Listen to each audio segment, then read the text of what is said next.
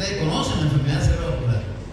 Todos los años estamos dando hipertensión, el manejo, la clínica, la semiología, Pero hoy no vamos a hablar sobre esto porque yo sé que ustedes saben de hipertensión, sé que saben tratar la hipertensión y sé además que conocen sobre accidente cerebrovascular y saben que la hipertensión tiene una clasificación, la conocen, y que el ACV también la tiene. Pero bueno, vamos a tocar este tema, la unidad entre la hipertensión como factor de riesgo y causa de accidente cerebrovascular. Bien, entonces esto es importante porque en la población ustedes van a asistir, con frecuencia van a venir la gente con hipertensión y van a venir la gente con ACV e hipertensión. ¿Ya? Entonces vamos a empezar. Primero que nada, definir qué cosa es la hipertensión arterial. Ahí está. De todas maneras, yo me voy a basar en la Organización Mundial de la Salud y en la Organización Panamericana de la Salud. Todo paciente por encima de 140/90 o 140/90, nosotros debemos tratarlo como hipertensión, ¿verdad? No voy a tocar la hipertensión. Y como la hipertensión es una enfermedad moderna, porque los clásicos no describen la hipertensión, ¿verdad? Entonces, hay una cita que dice: mide tu presión arterial con precisión, contrólala y vive más. Y es verdad. Si tú controlas la hipertensión, las complicaciones no te tocan. ¿Y quién lo dice? La Sociedad Europea de Cardiología. La otra es el accidente cerebrovascular. También hay una cita que dice: tiene tratamiento y puede prevenirse. Eso es un mensaje clave de la Fundación Vida para promover la acción y la prevención. El accidente cerebrovascular también es una enfermedad moderna. No se recogen en la historia de la medicina eventos que hablen sobre él. Bien, esto es algo moderno. Y dice así: según la Organización Panamericana de la Salud, pues siempre tenemos que basarnos en dos cosas importantes. Todo lo que venga de la OMS, todo lo que venga de la OPS, nosotros tenemos que tomarlo como una referencia seria. Porque esa gente estudian, tienen gente, pagan mucho dinero y se dedican a hacer estudios. Y sus estudios se hacen en el mundo entero. Y dice así: un accidente cerebrovascular ocurre cuando el flujo sanguíneo a una parte del cerebro se interrumpe, ya sea por la obstrucción de una arteria isquémico o por una hemorrágico. Esto provoca que las células cerebrales no reciban el oxígeno y los nutrientes necesarios, lo que puede causar daño permanente como discapacidad grave e incluso la muerte. Bien, entonces vamos a la próxima. Eso que ven ahí es un ACV hemorrágico. Y vamos del lado allá. ¿Y por qué voy a tocar datos y cifras? Porque es importante que ustedes no solo concienticen de que el problema de hipertensión es un problema real, latente, y de la ACV es un problema real, latente. Hoy tenemos un paciente en terapia intensiva, hipertenso, con una hemorragia subaracnoidea. ¿Bien? Fíjense. Y voy a dar cifras y datos para que ustedes vean que el mundo no escapa de tanto los ricos como los pobres. No escapa de. Y fíjense para que vean. Se estima que en el mundo en el 2024 hay alrededor de 1.400 millones de adultos entre 70 y 30 años con hipertensión. Esto representa el 33% de la población. Fíjense cómo hay gente que está caminando con hipertensión y que padece de hipertensión. Lo otro es que los 2/3 de los adultos de 30 a 79 años con hipertensión viven en países de bajo ingreso y mediano ingreso. Hay gente que nunca en su vida, que es hipertenso, nunca en su vida ha ido a una consulta. Tiene síntomas y no conoce, no va a consulta, pero además son gente que puede venir complicada. Ni siquiera tienen tratamiento, ni siquiera tienen seguimiento, ni siquiera tienen un médico que los pueda asistir, porque son de bajo recursos, como bien dice ahí, y bajo ingreso. Se estima que hay 600 millones de adultos con hipertensión, es decir, un 44% desconocen la enfermedad, ¿verdad? Porque la enfermedad además tiene un comportamiento asintomático, tiene un comportamiento sintomático, ¿verdad? Pero tiene un comportamiento sintomático. La gran mayoría de la gente no sabe que es hipertenso, porque no tiene síntomas. Alrededor de 630 millones de adultos con hipertensión, 44 están diagnosticados y reciben tratamiento. El resto está sin tratamiento ni está diagnosticado. Es decir, toda esta estadística que nos ayuda a nosotros a que cuando ustedes vean un paciente en su consulta que va por un dolor de oído, o va por un dolor de garganta, o va por una taquicardia, o va por un traumatismo con que nosotros hagamos lo que nos han enseñado los clásicos de la medicina. ¿Qué cosa es? El examen físico, el interrogatorio, la anamnesis, el examen físico general, el examen físico por aparato, regional por aparato,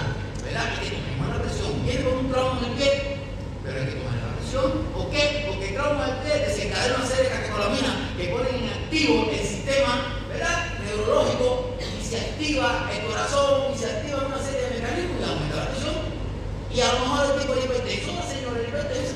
Y ahí en esa consulta le hicimos diagnóstico y vamos a empezar a hacer tratamiento. Bien, aproximadamente 320 millones de adultos con hipertensión tienen controlada la afección. Fíjense qué poca cantidad de gente está controlada la hipertensión. A pesar de que esto es un negocio para las empresas farmacéuticas, porque todos los días aparece un hipertenso diferente, y si no aparece uno, aparece otro combinado con otro. Es decir, a pesar de que hay medicamentos suficientes para tratar la presión, pues la gente simplemente, muchos no están tratados. La hipertensión es una de las causas principales de muerte prematura en el mundo. Hay gente que dice, uy, ¿por qué se murió fulano, jovencito, tan bonito, qué lindo, los ojos lindos, va a vivir? Muerte súbita. Nunca asistió a una consulta. Creyó que los síntomas que pudiera tener no eran de esto y bueno, en momento hizo algo.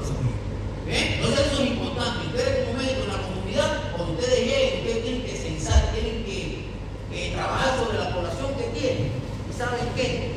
Tienen que censar y decir, yo tengo tantos hipertensos, tantos cardíacos, tantos niños de tal edad, tantos adultos mayores de tal edad, tantos diabéticos, tantos hiperlipidémicos. Yo tengo que censar mi población, conocer las características higiénico-epidemiológicas del lugar, porque tengo que saber si hay mosquitos, si no hay mosquitos, si hay moscas, si hay tigres, si hay serpientes, para poder evaluar hacer mi diagnóstico, ¿verdad?, de la comunidad y hacer más fácil mi internado.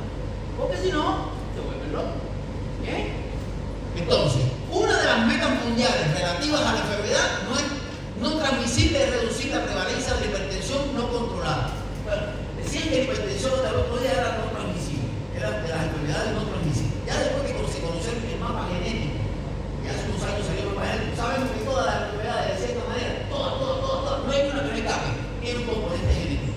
¿Verdad? Entonces, ojo con esto. Hay mamás que tienen hijos hipertensos, hay papás que tienen hijos hipertensos, nietos hipertensos. Así que hay un componente importante. Vamos a la otra. El panorama general de la hipertensión arterial.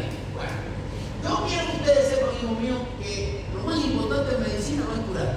Lo más importante es, ¿qué cosa? ¿Qué cosa? Prevenir. ¿Saben por qué es importante prevenir? Porque si nosotros prevenimos, ¿qué? Prevenimos la edad avanzada. ¿Se puede? No se puede. Mientras más días, más viejitos nos ponemos. Segundo, ¿verdad? Milésima, más viejitos nos ponemos. Causas genéticas, tenemos causas genéticas renales, donde se sabe que hay un ADN que está dañado en el riñón, donde hay un componente que tiene que ver con el filtrado del sodio y hay causas genéticas. Sobrepeso, obesidad, podemos trabajar sobre eso, Mucha gente está gorda, mucha gente está obesa, mucha gente es sedentaria, no hace ejercicio y tenemos que trabajar sobre esos factores de riesgo. La falta de actividad física, el régimen alimentario con demasiada sal, aunque hay algunos autores que dicen que la sal sí, que la sal no. Hay estudios que dicen que sí, hay estudios que dicen que no. Lo más importante es que reduzcamos el contenido de sal en la dieta. ¿Qué? Consumo excesivo de alcohol, lo que hacen todo el mundo, tanto los países desarrollados y los países no desarrollados, pues consumen demasiado alcohol, por una razón u otra. Entonces hay que trabajar sobre la prevención, porque si nosotros trabajamos sobre la prevención, podemos entonces trabajar sobre, ¿verdad?, sobre la enfermedad, prevenir, evitar la enfermedad, porque hay muchos factores de riesgo, porque acuérdense que la hipertensión arterial es una enfermedad que tiene un 80% de causas idiopáticas, que no conocemos la causa, y entonces se hace de todos los estudios que quieran y nadie sabe por qué es hipertenso. Sin embargo, tiene un 1%, 10%, algunos dicen que es de causa secundaria, donde hay un componente cardiovascular, endocrino, ¿verdad?, metabólica. Entonces, ojo con eso. Bueno, no voy a tocar ese tema abajo, pero voy a seguir, porque después quiero ponerle un caso clínico que les traigo y vamos a discutirlo entre todos. ¿Ya? La enfermedad cerebrovascular, como ven aquí, a la izquierda de ustedes, en la región frontoparietal izquierda, en el hemorragia importante. ¿Okay? Y dice así que la causa principal de muerte es la segunda causa principal de muerte y además la tercera causa principal de muerte y de discapacidad. Porque no es todo que mata a la gente, pero bueno, si mata a la gente, pero no, es que lo discapacita.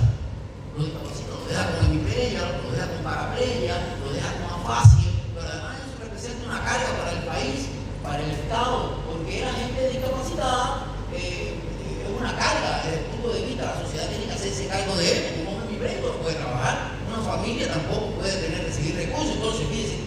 veces no lo mata, a veces lo discapacita de por vida. Entonces, fíjense la importancia que tiene que nosotros controlemos ¿qué? La hipertensión arterial, pero que controlemos y actuemos y trabajemos sobre los factores de riesgo que están a nuestro alcance. ¿Okay? Lo otro es que en el 2021 se registraron 93.8 millones de ictus prevalentes y 11.9 de ictus incidentes. Fíjense, esto es alto y es frecuente. Cuando ustedes terminen el internado, en el propio internado lo van a ver llegar. Cuando terminen el internado, que se queden a trabajar, o empiecen a trabajar, van a ver con qué frecuencia asisten a las emergencias, a las salas de medicina, a las unidades de cuidado intensivo, las personas con hipertensión de siguiente cerebrovascular, en cualquiera de sus tres eventos. Bien, a nivel mundial se comporta alto. En los países desarrollados esto tiene una gran incidencia. En los nuestros es menos, pero hay una gran incidencia también. Así que hay un comportamiento muy parecido. En el hombre y la mujer lo mismo. Es muy cercano, el hombre mucho más, la mujer mucho menos, pero como ustedes ven, no quiere decir que no afecten a la mujer. Si afecta a la mujer y afecta al hombre, ¿okay? Aunque hay una mayor incidencia en el hombre. Lo otro es que un estudio demostró que el accidente cerebrovascular es altamente prevenible y que el 84% de la carga de accidentes cerebrovasculares en el 2021 se atribuye a 23 factores modificables. No solo son los que vimos ni los que vamos a ver, hay más todavía que podemos modificar. ¿Bien?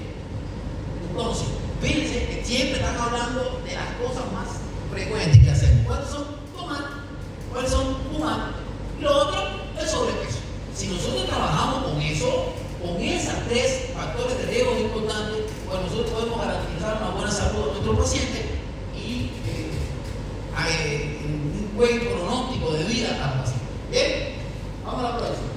En la fisiopatología, ¿qué hace la hipertensión arterial sobre el sistema nervioso? Primero que nada, produce daño. ¿Esto tiene para puntero? No, bueno, daño y engrosamiento de los vasos sanguíneos. ¿Qué hace? Disminuye la luz del vaso, fragiliza la pared del vaso y cualquier subida de presión arterial rompe el vaso y sale. ¿Bien? Lo otro, la aterosclerosis, la hiperlipidemia, la diabetes mellitus, todo eso aumenta el colesterol, aumenta el triglicérido, se vuelve una placa de ateroma. Se dispara una placa de ateroma y ¿qué nos da? Un ACV. Y a veces tenemos la placa de ateroma aquí, en el cuello, cerquita, en la carótida. Ahí está. Nada más que hace así la placa de ateroma, se dispara un poquito, se mueve, se va por la circulación, se mete ¿a dónde? En el cerebro. ¿Cómo prevenimos la ateromatosis? Ejercicio, una dieta saludable, bajar de peso, comer alimentos sanos. ¿Cuál es la otra? Coágulos sanguíneos. Coágulos sanguíneos. Brasil, Bolivia, tiene una alta incidencia de pacientes con Chagas, porque tiene una enfermedad que es la enfermedad de Chagas, que descubierta por Carlos Chagas, el hermano del país de Brasil. Y nosotros sabemos que la enfermedad de Chagas, las arritmias secundarias Chagas y otras causas que no son Chagas, pues paran émbolos. Y esos émbolos se van por la circulación y se acomodan donde le da la gana. A veces se ponen en el pulmón, otras veces se ponen en el corazón, otras veces le da al cerebro, en este caso con el cerebro. Bien, lo otro son las rupturas de vasos. ¿Por qué la ruptura de vasos? Porque si yo soy hipertenso y ya llevo 15 años de hipertensión, no tengo un buen control, tengo una hipertensión crónica, mis arterias, el lumen de mis arterias, la íntima de mis arterias se van debilitando, se van poniendo viejitas, y se pone como la cebolla, la capa de una cebolla. Y cuando vienen a ver, se rompió la capita de cebolla y empezó a sangrar el paciente. ¿Pero por qué? Porque pasaste 15 años con la presión alta y nunca te la controlaste, y si te la controlabas mal. Es que ustedes piensan que la presión no pasa por nosotros y no pasa nada. No pasa, y cuando no la controlamos se convierte en un boomerang que regresa. Las otras son alteraciones de la autorregulación cerebral. Bueno, ellos miren, aquí, si nosotros no tenemos un buen flujo cerebral, ¿qué pasa con el cerebro? Si el cerebro es el que comanda todo, ¿qué comanda el cerebro? No comanda todo. Si el riñón funciona es porque el cerebro lo manda, si el corazón funciona es porque el cerebro le dice, oye, funciona a través del sistema simpático parasimpático. Si el cerebro no está bien, ¿qué pasa con la actividad metabólica y la actividad de todo tipo? Entonces, si yo tengo un daño neurológico importante a nivel del tronco encefálico, ¿qué sucede con el sistema? Un ejemplo nada más, con el sistema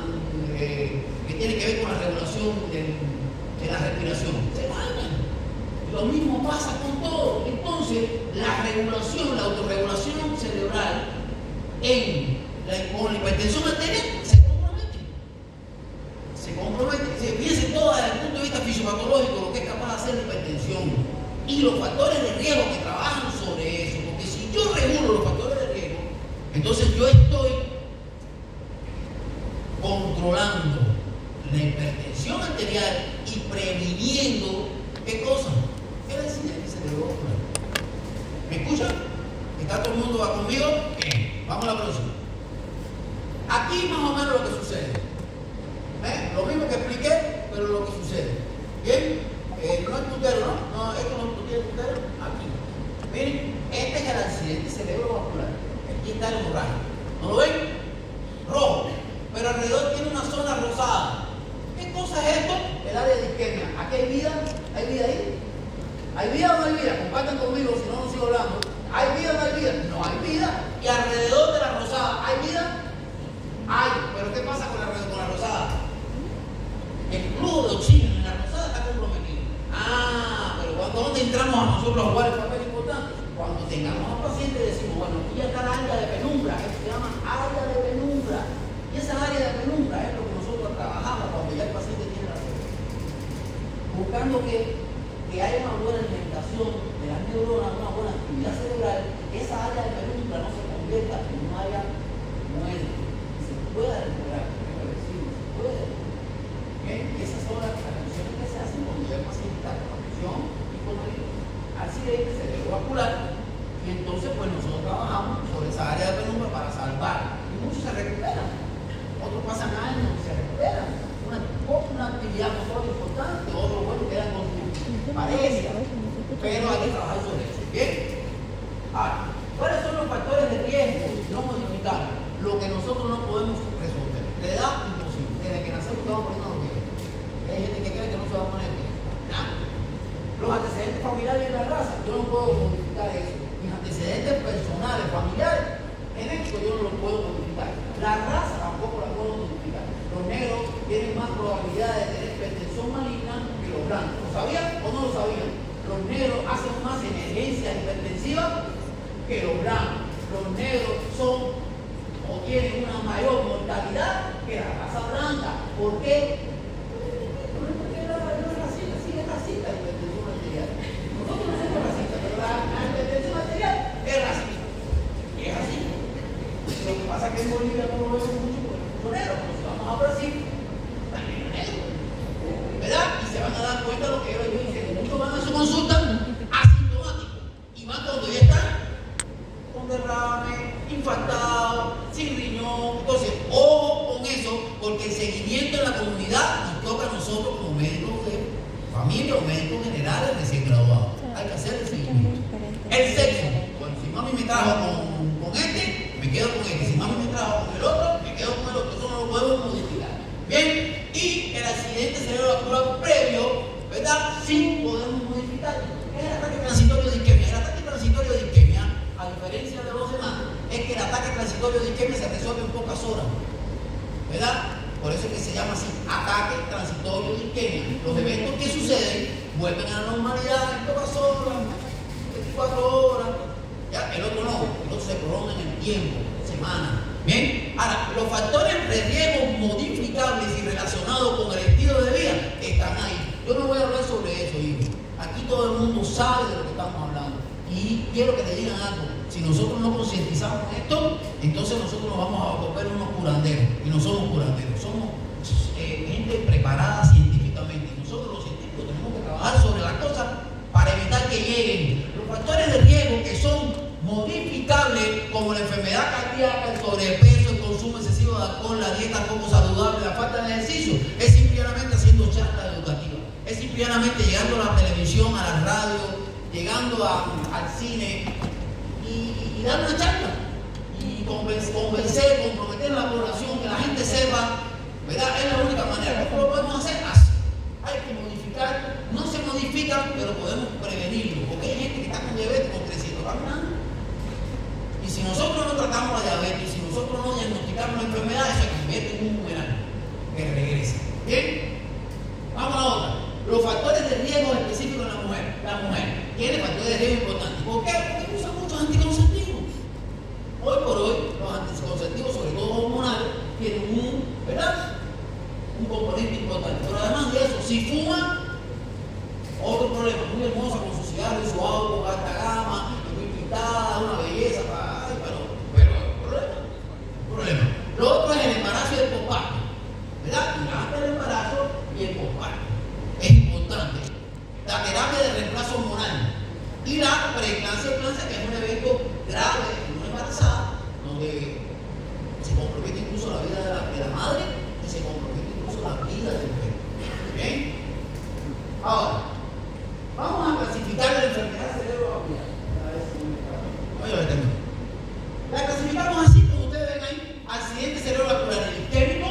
el hemorrágico y el transitorio. Aunque dentro del isquémico podemos encontrar lagunal, una serie de clasificaciones, pero de manera general son esas tres clasificaciones: isquémico, hemorrágico y aténico.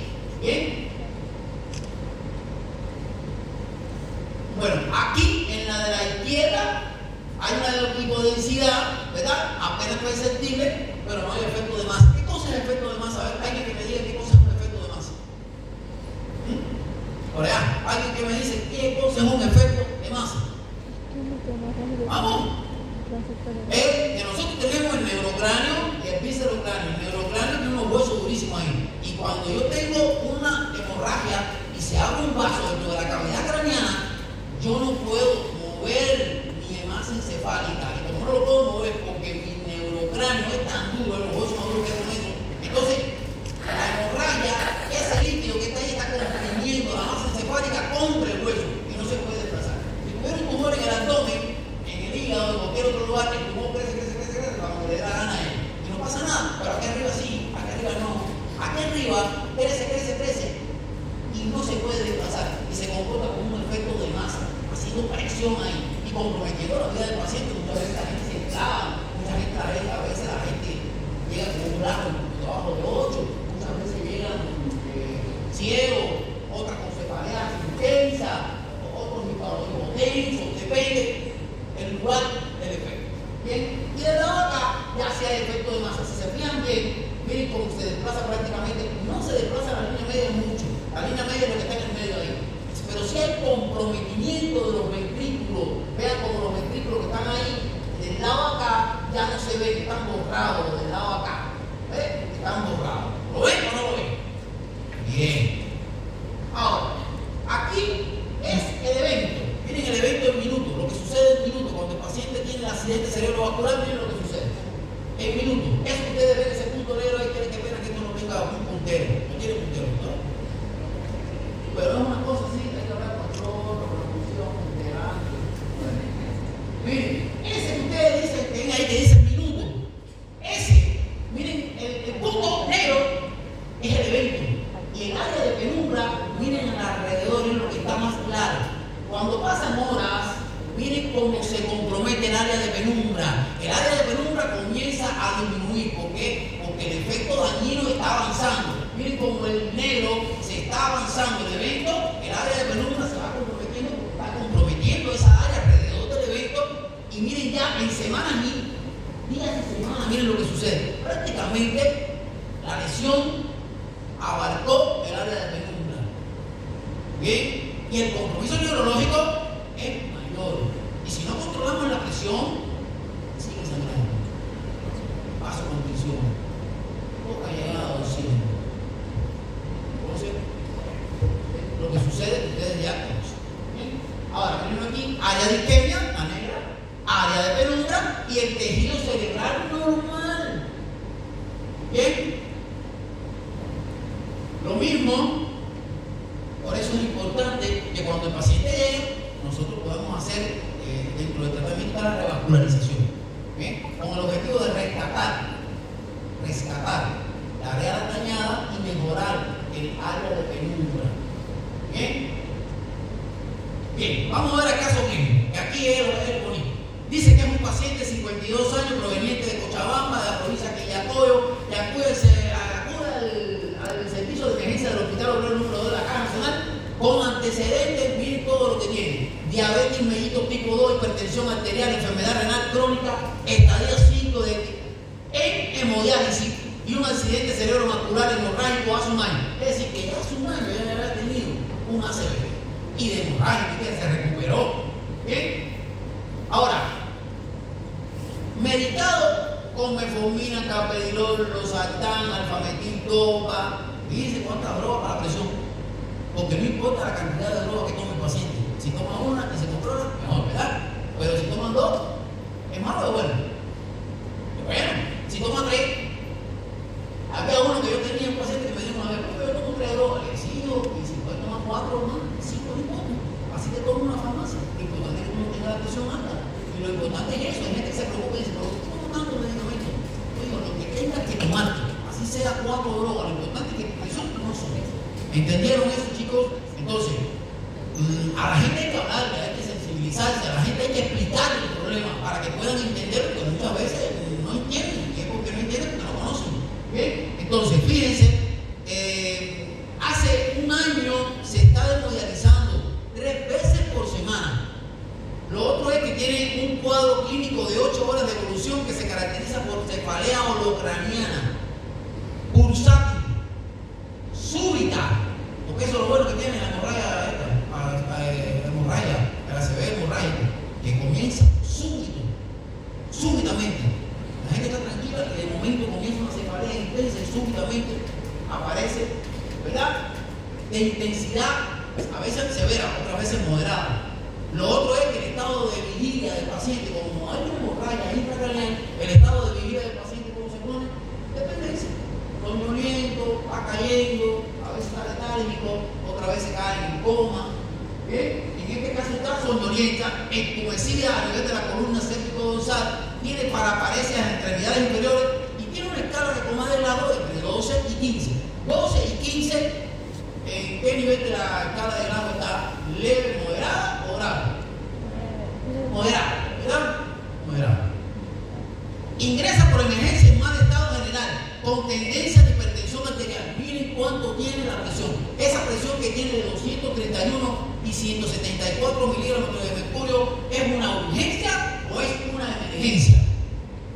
Es una emergencia. Por lo tanto, si es una emergencia, yo como médico no puedo pretender que en 24 horas controle la presión. Porque hay muchos médicos que dicen, el cerebro, que tiene una hemorragia, vamos a tratar de que en horas vamos a controlar la presión. Error, porque si le controlan y le bajan la presión en pocas horas, ¿qué pasa con la perfusión cerebral? Cae y se compromete más el sistema nervioso central. Entonces, como es una emergencia, hay que irlo controlando poco a poco. ¿Bien? Ahora, ¿dónde me quedé? Aquí. Miren la presión arterial media, 183. Lo otro es la frecuencia 96, la saturación de oxígeno 91, oxígeno a aire ambiente, por supuesto. Si hay un compromiso importante, hay un sangrado, pues se compromete la saturación. Y se le hacen una serie de laboratorios, como ustedes ven, tiene la glicemia altísima, 380, la creatinina disparada, 6.9, hace hemodiálisis 3 veces por semana. El sodio, ¿qué tiene? 129. ¿Qué cosa es el sodio? Vamos, que esto es lo que le van a salir a ustedes en el internado, y por esto lo van a, si no ponen atención, el sodio está como hiponatremia. Bien, lo otro es que se solicita una radiografía del cráneo e ingresa a la unidad de terapia intensiva, porque ahí es donde tiene que estar. No se les ocurra dejarlo en una emergencia a un paciente con un ACV o sospecha de un ACV y con esa cifra de hipertensión arterial, somnoliento, con una escala de grado de coma, una escala de grado de 13. Ojo con eso, porque están cometiendo una cosa que no es correcta. Ese paciente tiene que ir a una unidad de cuidado intensivo. ¿Ya? Que está llena como el hospital francés o el hospital San Juan de Dios, hay que dejar en el pasillo. Bueno, eso es lo que normalmente nos están enseñando. También tenemos que saber que vamos a encontrar barbaridades, pero esas barbaridades son las que nos impone la vida como médicos. No es porque nosotros quisiéramos, es que no tenemos capacidad, y entonces no, tampoco lo vamos a mandar a la casa, lo vamos a dejar en el pasillo, o vamos a dejar en la ambulancia fuera ahí del hospital, y al salimos de ahí lo vamos a ver a la ambulancia. Escucharon eso, porque tampoco va a ir a la casa, porque es un paciente grave, que en cualquier momento va avanzando el evento y su estado de conciencia se va comprometiendo, incluso llegan hasta la intubación. Vamos a la próxima. Ingresa con 212, 161, una PAN 151, somnolienta, desorientado en tiempo, espacio, persona, grado 11, 15, palidez cutánea y mucosa generalizada. El examen cardiopulmonar normal, fístula arteriovenosa en miembro superior izquierdo, la fístula es por la hemodiálisis. Ya ustedes saben eso, ¿no? Se hace una fístula para poder hacer la hemodiálisis.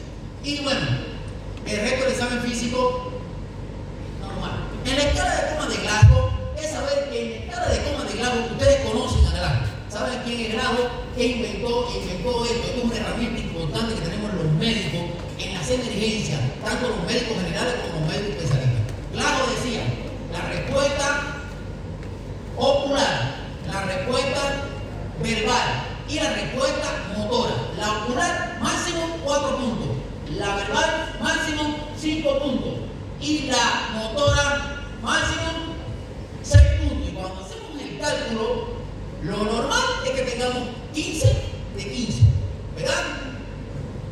Y ahí clasificamos el grado en leve, moderado y severo. El riesgo severo es por debajo de 8, ¿no? El grado. El moderado, 13. Y el otro, bueno. Bien, por eso es importante esa herramienta, porque a ustedes les va a permitir qué cosa, orientarse en el paciente. Bien, le hacen todo lo que tiene que ver con signos vitales: presión arterial, frecuencia cardíaca, frecuencia respiratoria, temperatura, saturación y escala de Glasgow. Eso lo va a orientar a ustedes. ¿A dónde tienen